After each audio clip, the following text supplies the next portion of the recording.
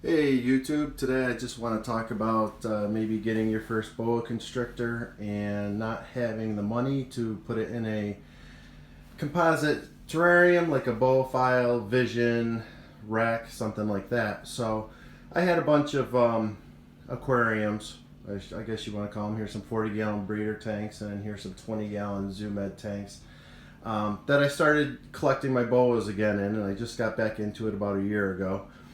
So I didn't go ahead and buy racks of boa or visions or anything like that yet. I am going to. I think I'm going to go with the boa the 422Ds, and stack them for the snakes. So I know the big thing with these glass terrariums are humidity and temperature control, and I just kind of wanted to go over that today because I know a lot of these people, they go to these reptile shows, they see these small little boas, and they get excited, and they buy them and they come home, they put them in a little glass terrarium, and they, the humidity and the temperature is not right. The snake gets sick and doesn't live as long as it should. So I just wanted to go over this real quick. It's my first YouTube video. I know this isn't the proper way to keep a snake, but my snakes are healthy. I get one shed. I haven't had any respiratory infections. Every one of them eats perfect. So for me, it seems to be working.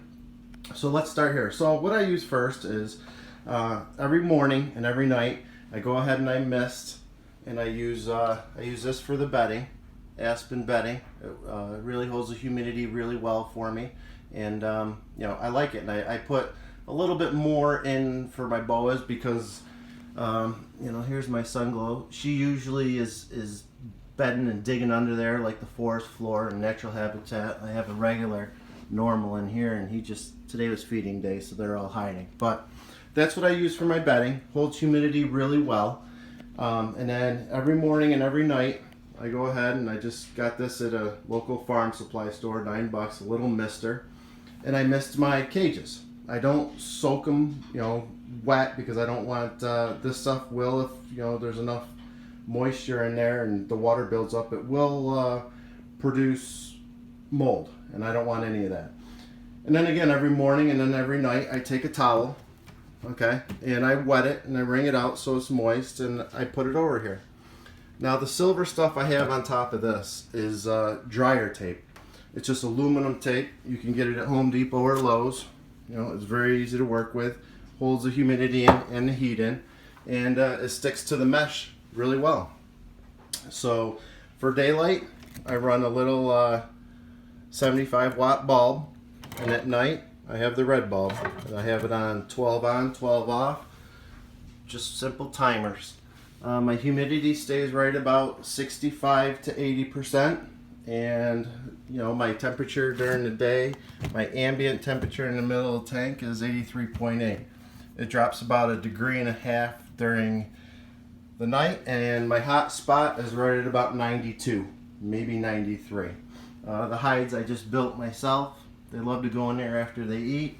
But I just wanted to let everyone know, there's a simple way to do it without spending a ton of money out of the gate if you have a tank laying around.